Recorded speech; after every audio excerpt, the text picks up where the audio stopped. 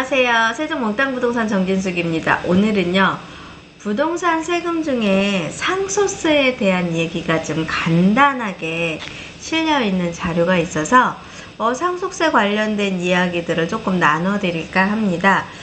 세금은 누가 공부를 해도 어렵고 해도 어렵고 또 바뀌는 방향이 많다 보니까 많이들 힘들어 하시기도 하고, 그 다음에 특히 부동산 관련된 세금에 대해서는 많은 분들이 고민도 많이 하시고, 그 다음에 세금에 대한 정보들이 많이 필요한 상황이기는 한데, 다들 열심히 공부하고 배우고 뭐를 하려고 해도 막상 활용을 하려고 하다 보면 세금 부분에서 당황하기도 하고, 그 다음에 이게 조금 어렵게 느껴지기도 하고 해서 제가 관련된 자료들이나 이러한 것들을 조금씩은 도움을 받을 수 있게끔 한번 올려드려 볼 테니까 제 영상 구독, 좋아요, 알림 설정 해주시고요. 꼭 체크해 주시고서 한번 제 영상 끝까지 지켜봐 주시면 감사하겠습니다. 오늘은요, 상속세에 관련된 이야기를 한번 간단하게 설명을 해드려 볼게요. 부동산에서 관련된 세금 중에 우리가 알고 있는 세금은 다양하게 많이 있습니다. 부동산에 관련된 세금, 그 다음에 간단하고 쉽고 편한 세금인 상속, 증여세 세금도 실질적으로 상속이나 증여가 많이 나와 있는 세금에서는 계산하는 방법이 많이 어렵고 힘들기는 하지만 그래도 조금 간단하게 초스피드로 생각을 해볼 수 있는 분야에 대해서 제가 한 서너 가지만 안내해 드릴까 합니다. 우선 상속세라는 세금은 언제 낼까 고민을 참 많이 하실 건데요.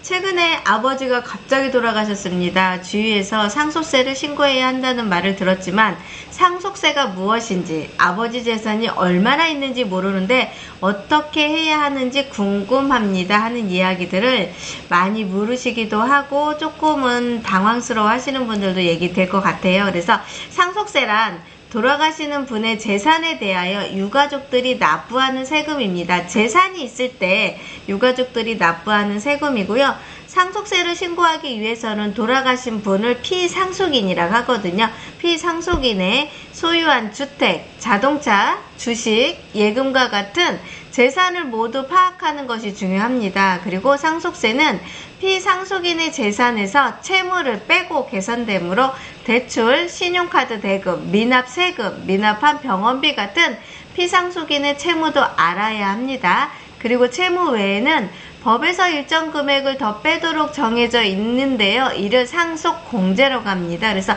상속공제를 잘 활용하면 상속세를 더 줄일 수 있습니다. 상속공제에 대해서는 지금 질문 3번과 5번에서 더 자세히 알려드릴 테니 끝까지 제 영상 보시면 좋을 것 같고요. 여기 상속세에서 용어 중에 가장 많이 나오는 게 피상속인을 돌아가신 분이라고 하고요. 상속인은 유산을 물려받은 유가족, 상속 재산은 피상속인이 남긴 재산을 말합니다. 지금 안심상속 원스톱 서비스를 이용하게 되면 피상속인의 재산과 채무를 알 수 있습니다. 채무와 재산을 알아야 되는데 안심상속 원스톱 서비스는요, 정부24시에서 서비스 원스톱 생애주기 꾸러미 서비스 안심상속이라는 사이트를 그대로 찾아가게 되시면 피상속인의 재산, 채무를 알기 어려운 상속인의 피상속인 각종 재산, 채무를 한 번에 조회할 수 있도록 정부에서 제공하고 있는 서비스이기 때문에 정부24시 또는 방문해서 시군구의 구청센터에 방문해서 신청하실 수가 있으십니다. 그래서 내가 재산이 저희 피상속인 저희 아버지가 돌아가셔서 만약에 재산이 얼마 있고 재산을 어떻게 확인할 수 있을까요? 궁금하셨던 분들은요, 이렇게 정부24시에 서비스 원스톱에 들어가서 확인을 하시거나 구청, 시구청이나 아니면 주민센터로 가서 신청을 하시면 되는데, 재산의 분야는요, 토지, 건축물, 자동차, 어성, 금융, 연금들도 있을 테고요.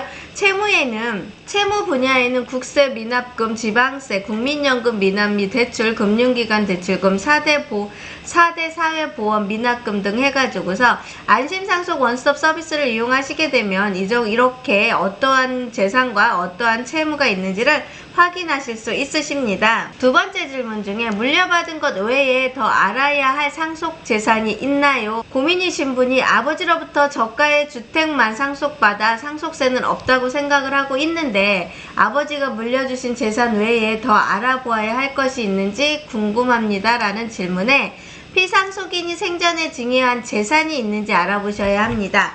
상속세는 사망 시 물려받은 상속재산과 피상속인이 생전에 타인에게 증여한 재산을 합하여 계산되기 때문에 이때 모든 증여재산이 더해지는 건 아니고요.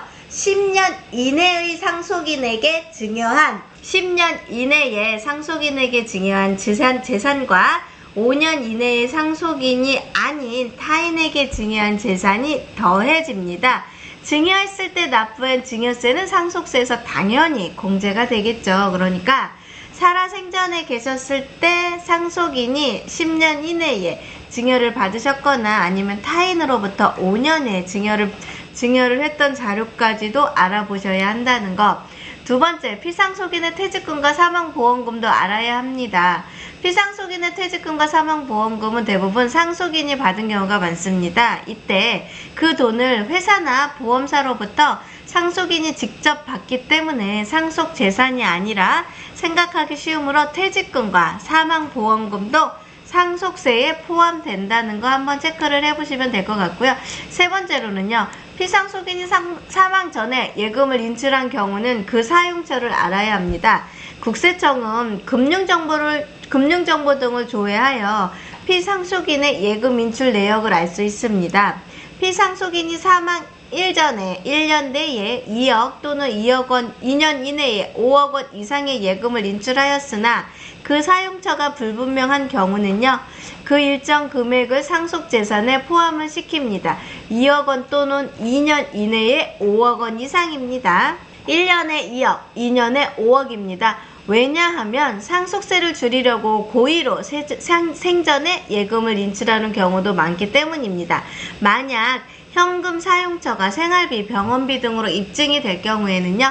상속재산에 포함되지 않으므로 현금의 사용 내용을 꼼꼼히 기록해 두는 것이 좋습니다. 그래서 1년 전에 10억의 예금 인출을 했는데 이 중에 5억은 부동산을 구입한 사실이 확인이 되고 나머지 5억은 사용처가 불분명하다. 그러면 상속재산에 포함되는 금액은요. 사용재산의 불분명한 금액에서 미니멈으로 인출액 곱하기 20%인 2억 내지는 5억 마이너스 미니멈 10억에서 20%인 2억 즉 3억이라는 돈이 예금 인출 이외에 대출을 받았거나 부동산을 처분한 경우에도 동일한 방식으로 상속재산에 포함이 된다는 게 두 번째 저희들이 알아야 될 돌려받을 것 이외에 더 알아야 될 상속재산은 이야기를 해드린 겁니다. 세 번째로 어느 정도의 재산이 있으면 상속세가 나오나요? 참 궁금하죠? 저도 상속세가 진짜 얼마 정도에 있으면 나올까 그런 고민을 해봤습니다. 돌아가신 부모님으로부터 거주하던 주택을 한 채 물려받았습니다. 주변에서 재산 10억까지는 상속세가 나오지 않는다고 말을 했는데 그 말이 맞냐는 질문이었습니다. 똑같이 10억 원 이상의 주택을 상속받아도 상속인 구성원에 따라 상속세를 낼 수도 있고 안 낼 수도 있다는 게 국세청의 질문 답변인데요. 상속세는 재산의 가액이 얼마인지 아는 것에서 출발을 합니다. 상속세는 재산에 대한 과세이기 때문에 현금이 아닌 재산의 가치를 화폐로 표현하는 과정이 필요합니다. 일상에서 이 아파트가 10억 원이라고 하더라도 누군가는 그 아파트가 거래된 가격을 말하는 거고요. 누군가는 그 아파트 공시가격을 말하는 것입니다. 이처럼 같은 재산을 두고도 여러 가지 방법의 가격을 매길 수 있기 때문에 세법에서는 재산의 가격을 결정하는 방법을 정해놓았습니다. 재산 중에 가장 흔한 주택의 가격은 어떻게 결정되는지를 한번 알려드리겠습니다. 자주 나오는 상속 용어 중에 평가라는 용어가 나올 겁니다. 평가란 현금이 아닌 재산의 가치를 화폐로 표현하는 것을 평가금액이라고 하거든요. 그래서 1순위는 상속받은 주택의 거래가격으로 먼저 잡힙니다. 상속은 그 주택이 매매, 경매 등을 통해 거래가 되었다면 그 거래가격인 주택가격으로 봅니다. 모든 거래를 보는 것이 아니고요. 사망일 전 2년 전부터 사망일 후 15개월 사이에 이루어진 거래만 봅니다. 매매, 경매 외에도 감정, 공매 등을 통해 해당 주택의 가치를 평가한 적이 있으면 그 금액도 주택의 가격으로 볼 수도 있습니다. 주택가격, 거래가격으로 첫 번째 보고요. 두 번째는요, 유사한 주택의 거래가격으로 봅니다.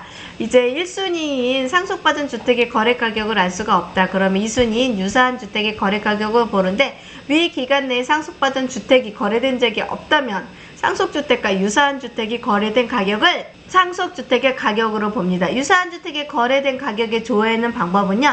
국세청 홈택스에 들어오시면 조회발급 상속증여재산 평가하기에 들어가시면 유사한 가격이 나온다고 보시면 될 것 같습니다. 3순위는 공시가격입니다.